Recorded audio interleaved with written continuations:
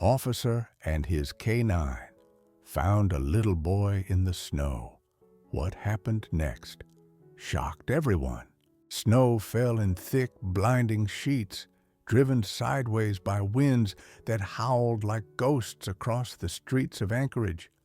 Patrol cars crawled through the storm, headlights swallowed whole by the white fury. Officer Daniel Mercer gripped the steering wheel tight, his knuckles pale, while beside him, Shadow, his black German Shepherd K9, sat rigid, ears twitching with every sound the blizzard tried to smother. It was supposed to be a routine patrol, just another long night in a city wrapped in ice. But Shadow shifted suddenly, nose pressed against the glass, a low growl vibrating in his chest. Daniel slowed, eyes scanning the drifted snowbanks along the roadside. At first, he saw nothing, just shadows and snow. Then Shadow barked, sharp and insistent, pawing at the door. Daniel swung the spotlight, and his heart lurched. A tiny figure lay half buried near a chain-link fence, small arms limp, snow clinging to thin pajamas. A boy no more than 5, his skin waxy and lips darkened with cold. Daniel's boots pounded through the snow as Shadow leapt ahead, whining as he circled the child. Daniel dropped to his knees, pressing 2 fingers to the boy's neck. A faint pulse, fragile as a whisper. The child's eyes fluttered open just enough to release a broken murmur. "Save me," before slipping back into unconsciousness. Daniel wrapped him in his own coat, lifting the boy's frail body against his chest. The storm clawed at them, but Shadow pressed close, guiding them back step by step toward the cruiser. Inside, the heater roared to life, melting the frost on the boy's hair. For years, Daniel Mercer had lived in silence, haunted by the wife he had lost, his house too empty to echo. But as the boy stirred weakly against him, and Shadow rested a steady paw on the child's legs, Daniel felt something stir in his chest he hadn't dared touch in years. This wasn't just a rescue. It was the beginning of something neither he nor his dog could yet understand. The storm raged outside, but inside that patrol car, under the fragile rise and fall of a child's breath, a different kind of storm was taking shape, one that would tear open the past, reveal hidden wounds, and test the unbreakable bond between a broken man, a wounded boy, and a dog whose loyalty could mean the difference between despair and salvation. Anchorage in winter was a city of silence, wrapped in snow that muffled every street and smothered every sound. To outsiders, it seemed peaceful. To those who lived there, the cold had teeth. For Daniel Mercer, silence and cold had long since become familiar companions. He had worn the uniform for almost 20 years. Broad-shouldered, with dark hair threaded by gray and a face cut by lines deeper than his age should allow, Daniel was the sort of officer who spoke little but listened hard. His colleagues respected him, though most kept a certain distance. Everyone knew his history, the car accident 10 years earlier that had taken his wife, leaving Daniel alone in a house that once pulsed with laughter. He had never remarried, never really let anyone in again. His only constant was Shadow. Shadow had been trained as a narcotics K9, but had quickly proven more than a tool of the job. Jet black fur, a scar that slashed across his left ear, and eyes that seemed almost human in their intensity. He wasn't the kind of dog who begged for affection. Instead, he simply existed beside Daniel, silent and watchful. To Daniel, Shadow was more than a partner. He was the last thread holding him to the world outside grief. Their bond had been forged on calls that blurred day into night. A barricade where Shadow pulled Daniel clear of gunfire, a search where the dog found a lost hiker on the edge of death. Each time, they trusted one another without question. Daniel knew that when Shadow growled at shadows in an alley or froze in front of a door, it wasn't instinct, it was certainty.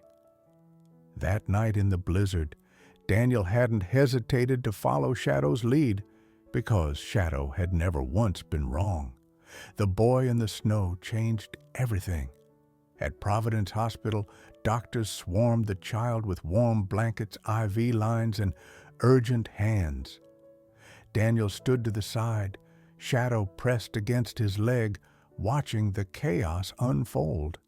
The monitors beeped with erratic rhythms, then steadied as the child's temperature rose. When at last the boy opened his eyes, they were the pale blue of winter sky, clouded with fear. "Ethan," a nurse coaxed gently, "is that your name?" The boy's lips moved. His voice was barely more than a rasp. "Don't let him come." His small fingers clutched at Shadow's ruff, refusing to release even when a doctor tried to adjust the IV. Shadow leaned into the boy, lowering his head until Ethan's grip loosened from panic to comfort. Daniel felt something shift inside him. This wasn't just a rescue call filed away in a report. The boy had found his anchor in Shadow, and by extension, in him.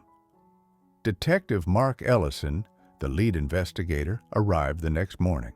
A tall man with a sharp wit and sharper suits, Ellison greeted Daniel with a nod.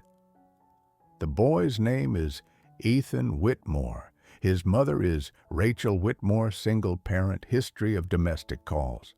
Her boyfriend, Ray Donovan, has priors for assault. My gut says this wasn't an accident." Daniel's jaw tightened. He thought of the bruises mottling Ethan's small arms, the gash on his shoulder, the way he had whispered in fear. He had seen too many children fail to find safety in their own homes. That afternoon, Rachel appeared at the hospital. Expensively dressed but brittle around the eyes, she rushed toward the bed. "Ethan, baby, Mommy's here?" But Ethan shrank back, clinging to Shadow with desperate strength. His small voice trembled. "Mommy just watched." She didn't stop him. The words cut through the room like glass. Rachel froze, her expression flickering between guilt and indignation. Ellison stepped forward, calm but firm. "Rachel Whitmore, you're under investigation for child endangerment. We'll need you to come with us." Ethan buried his face in Shadow's fur, refusing to look up. Daniel reached out, resting a steady hand on the boy's shoulder. For the first time since his wife's death, the silence in Daniel's chest cracked. He heard himself say softly, "You're safe now, Ethan. I promise." Shadow shifted, pressing closer to both of them, as if sealing the vow with the weight of his body. What Daniel didn't know then was that the storm outside was nothing compared to the one about to break inside the hospital walls when Ray Donovan himself would come crashing back into Ethan's fragile world. The hospital room was small, its air tinged with antiseptic and the steady beep of monitors.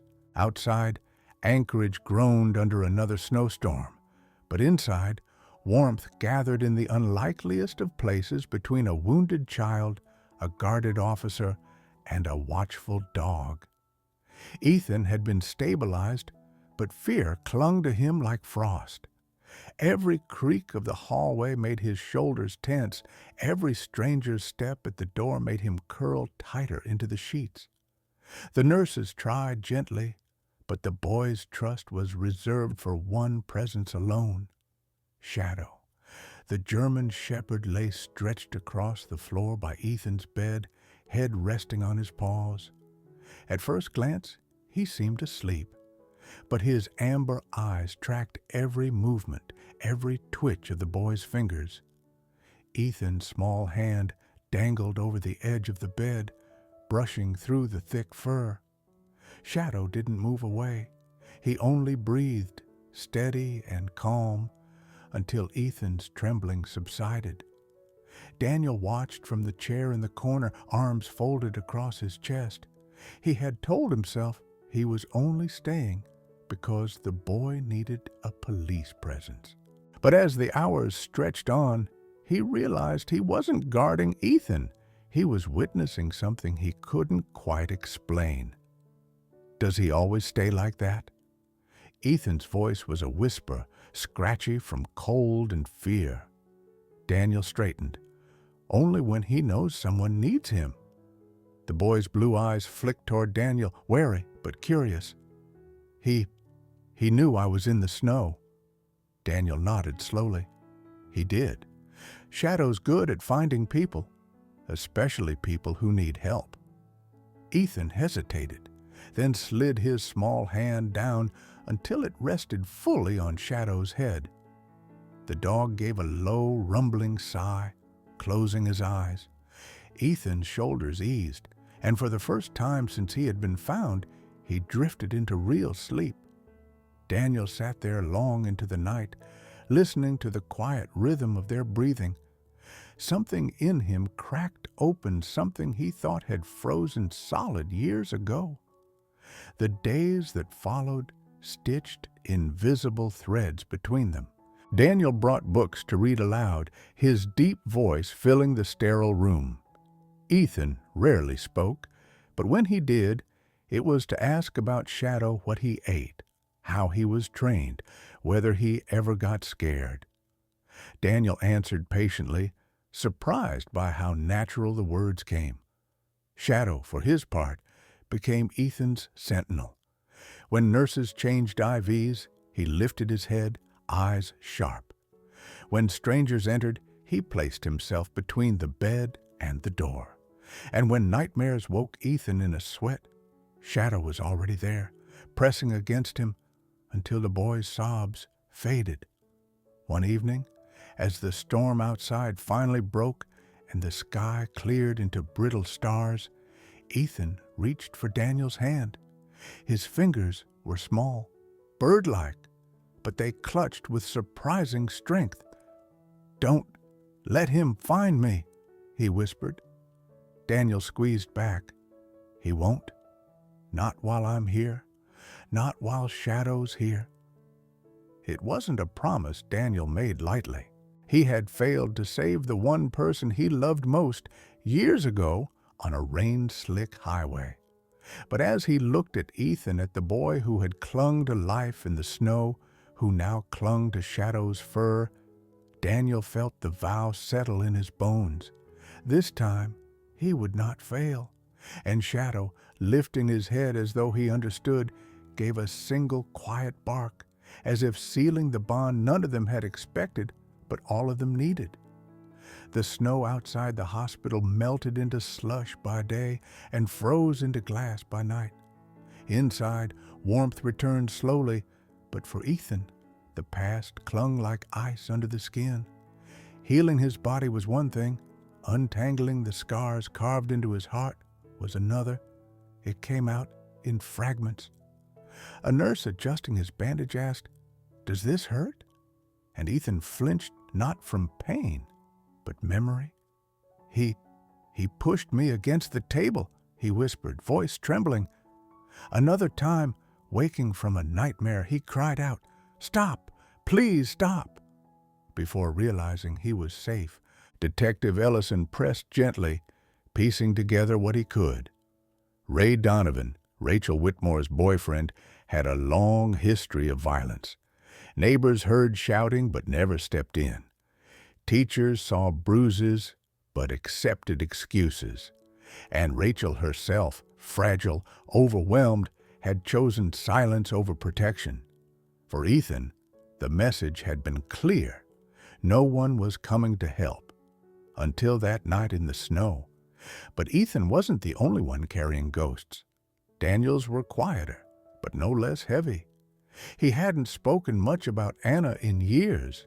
She had been the light in his life, a teacher with a laugh that filled rooms. One rainy evening, driving home from a family gathering, a truck had skidded across the highway. In an instant, Daniel's world fractured. Anna was gone before the ambulance even arrived. Daniel survived with nothing but a scar across his chest and the hollow ache of survival. Afterward, he had buried himself in work, in duty, patrols, reports, arrests. It was easier than facing the silence of his home. Shadow had come into his life then, a young K9 fresh from training. The dog demanded attention, demanded purpose, pulling Daniel out of the spiral in ways no human could. Shadow's needs, exercise, training, companionship kept Daniel alive, even when grief threatened to drown him. But Shadow carried scars, too. During his early years as a K9, Shadow had been deployed in a drug raid gone wrong. A suspect fired, and a bullet grazed Shadow's ear, leaving the ragged scar that marked him forever. He recovered physically, but Daniel had noticed changes. The way Shadow bristled when strangers shouted, the way he positioned himself between Daniel and anyone who moved too fast. He bore the memory of danger in every tense muscle, every cautious glance. Now, in that hospital room, 3 survivors, man, boy, and dog, found themselves circling one another's wounds, recognizing pieces of themselves in the other. One evening, Daniel sat by Ethan's bed as the boy colored with trembling hands. "Why did Shadow find me?" Ethan asked suddenly, his blue eyes wide. Daniel hesitated. "Because he knows what it's like to be hurt, and he knows what it means to fight to live." Ethan frowned, small fingers tightening around the crayon. "I tried to run. I thought if I could just make it past the fence, maybe someone would see me." His voice broke. "But I fell." Daniel leaned forward, his own memories surfacing: Anna's face, the rain, the sound of metal twisting. "Sometimes we fall," he said softly, "but sometimes someone's there to catch us." He glanced at Shadow, who lifted his head, amber eyes steady. That night, it was him and me. Tears welled in Ethan's eyes, but he didn't hide them. Instead, he pressed his face into Shadow's neck, muffling his sobs in black fur. Shadow didn't move, didn't flinch. He simply stayed, bearing the weight of the child's grief with quiet strength. For Daniel, watching that moment was like staring into a mirror of his own past. He remembered the nights Shadow had pressed against him when nightmares dragged him under, the way the dog's steady breathing had anchored him when he couldn't trust his own. Ethan was finding the same refuge now, and Daniel realized, perhaps for the first time, that he had something left to give. But the past has sharp edges. Ray Donovan was still out there, and he wasn't finished. The storm in Ethan's memories was about to break into reality once again. The hospital had settled into its usual rhythm, nurses moving quietly through the halls, the intercom crackling with routine calls, when the storm broke. It was just after dusk when the automatic doors at the main entrance slammed open. Ray Donovan stumbled in, snow clinging to his boots, eyes bloodshot and wild. He shoved past a receptionist, voice rising above the sterile calm. "Where's the boy? Where's my son?" His words slurred, soaked in liquor and rage. "You can't keep him from me?" Security moved in, but Ray was a large man, all wiry muscle and fury. He swung at the first guard, sending him crashing into a row of chairs. Nurses shrieked, patients craned their heads from doorways. The storm Ethan had feared had found its way inside. On the 4th floor, Daniel was leaning against the wall outside Ethan's room when he heard the commotion below. Shadow's ears pricked, a low growl building in his chest. Seconds later, The intercom snapped. Code Gray, security assistance required in the main lobby. Daniel didn't wait. He knew. By the time Ray Donovan barreled down the hall toward pediatrics, Daniel and Shadow were already standing guard outside Ethan's door. Ray's eyes locked on him, blazing with fury. "You've got no right to keep him from me." His finger jabbed toward the door. "That's my boy." Daniel's voice was low, even, but it carried steel. "You lost the right to call yourself his father the second you laid a hand on him." Ray lunged.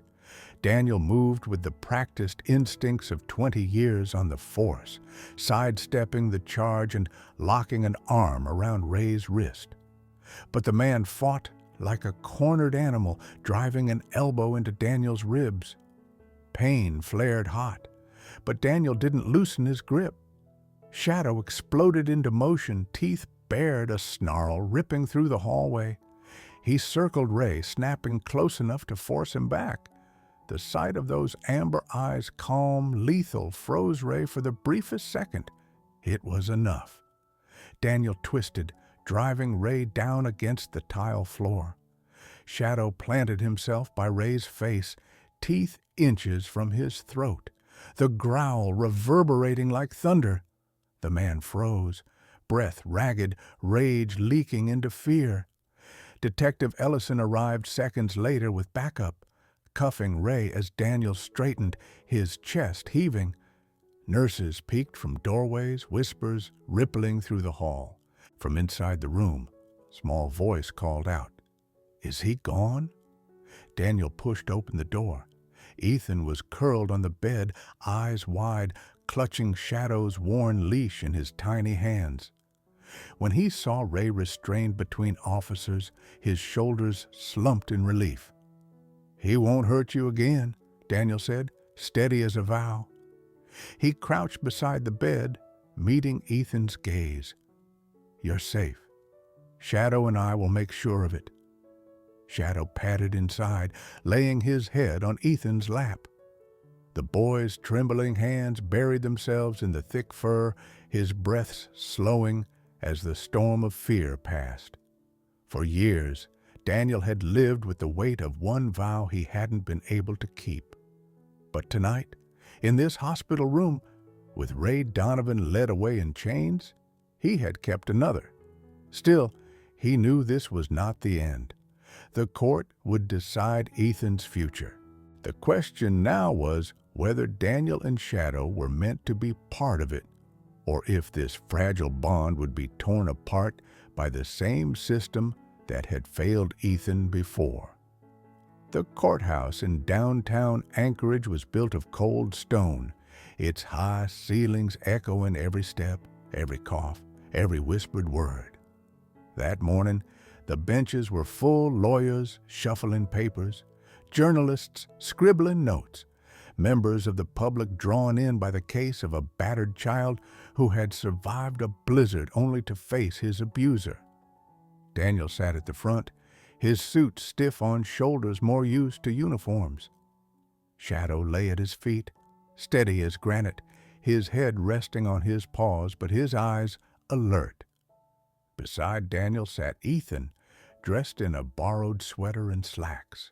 His legs swung nervously above the floor, and his small hands twisted the leash he refused to let go of. Judge Harding presided with a stern but gentle presence. The prosecution called Ethan to the stand. Gasps rippled through the gallery as the little boy walked forward, gripping Shadow's leash in one hand. At first, his steps faltered, but when Shadow rose and padded beside him, the boy straightened. Together, they approached the witness chair. The bailiff frowned. "Animals aren't permitted." Judge Harding raised a hand. "The dog stays. This court will allow what this child needs to tell the truth." Ethan climbed into the chair, Shadow curling against his legs. For a moment, silence hung heavy. Then the prosecutor knelt to meet Ethan's gaze. "Ethan, can you tell us what happened the night Officer Mercer found you?" Ethan's voice was thin, trembling. "It was cold. I ran outside. I wanted someone to hear me." His small fingers gripped Shadow's fur. "I thought I was going to die in the snow." "And why did you run?" Ethan's eyes darted to the defense table where Ray Donovan sat in chains, his expression twisted with disdain. The boy's lip trembled. He buried his face in Shadow's neck. For a long moment, it seemed he couldn't go on. Then Shadow shifted, pressing his head harder against the boy's chest, a low, reassuring rumble in his throat. Ethan inhaled, lifted his head, and pointed a shaking finger across the courtroom. "Because he hurt me. He pushed me. He cut me. He said nobody would ever help me." His voice cracked, but he didn't stop. "And Mommy just stood there. She didn't do anything." The words pierced the room. Rachel Whitmore covered her face, sobbing. The jury sat frozen. Even the judge leaned back, her eyes clouded with sorrow. The defense attorney sputtered objections, but the damage was done. Ethan's truth had landed with a weight no argument could shift. When court adjourned, Daniel crouched to Ethan's level in the hallway. "You were brave," he said, voice low, rough with pride. "I was scared," Ethan whispered. "Brave doesn't mean you weren't scared," Daniel replied. He glanced at Shadow, who nuzzled against the boy's hand. "It means you did what was right, even though you were." Later that afternoon, Judge Harding delivered her verdict. Ray Donovan sentenced to 20 years, Rachel stripped of custody. Then she looked directly at Daniel. "Officer Mercer, this court recognizes the extraordinary bond between you, this child, and your canine partner. Effective immediately, you are granted temporary guardianship of Ethan Whitmore." The gavel struck. Ethan turned wide eyes up at Daniel. "Does that mean I get to come home with you?" Daniel's throat tightened. He nodded. "Yes, son. It means you're coming home." Shadow barked once, sharp and certain, as if sealing the promise in stone.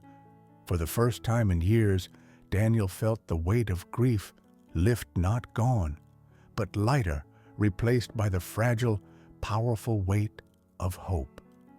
The snow melted slowly in Anchorage, revealing patches of dark earth and the promise of spring. For the first time in years, Daniel Mercer's house no longer felt like a shrine to silence. Ethan's laughter filled the rooms, sometimes hesitant, sometimes full and bright, but always real. The boy's drawings covered the refrigerator, stick figures of himself, Daniel and Shadow, standing under a yellow sun. On one, in crooked letters above the little house, he had written a single word: home. Shadow adapted easily, as though he had been waiting for this all along. He patrolled the hallway at night, slipping between Ethan's room and Daniel's, his claws clicking softly against the wood. When nightmares jolted Ethan awake, Shadow leapt onto the bed without hesitation, pressing his warm weight against the boy until fear loosened its grip. Daniel would sometimes stand in the doorway, watching silently as his partner did what no medication or therapy could do: give a broken child the courage to breathe again. For Daniel, the changes came more quietly. He found himself cooking breakfast instead of skipping meals, building shelves for Ethan's books, driving the boy to school with Shadow's head jutting proudly from the back window. There were still Ghost's memories of Anna, the wife he had lost, but they no longer hollowed him out. They simply stood beside the new life he was building, reminders of love past and present. On a crisp Saturday evening, Daniel took Ethan and Shadow to the park. The boy tumbled through the snow with unsteady joy, tossing a stick for Shadow, who retrieved it with patient dignity. Daniel sat on a bench, the winter sun painting the sky in pink and gold. Ethan came running back, cheeks flushed. "Can we stay forever?" he asked, breathless. Daniel felt the words lodge deep in his chest. He rested a hand on the boy's shoulder, meeting his hopeful eyes. "Forever sounds about right." Shadow barked once, tail thumping in agreement, and so it was. A man who thought his life had ended, a child who thought no one would come, and a dog whose loyalty bridged the distance between despair and redemption. Not all heroes wear uniforms. Some walk on four legs, leaving paw prints not just in the snow, but in the hearts of those they save.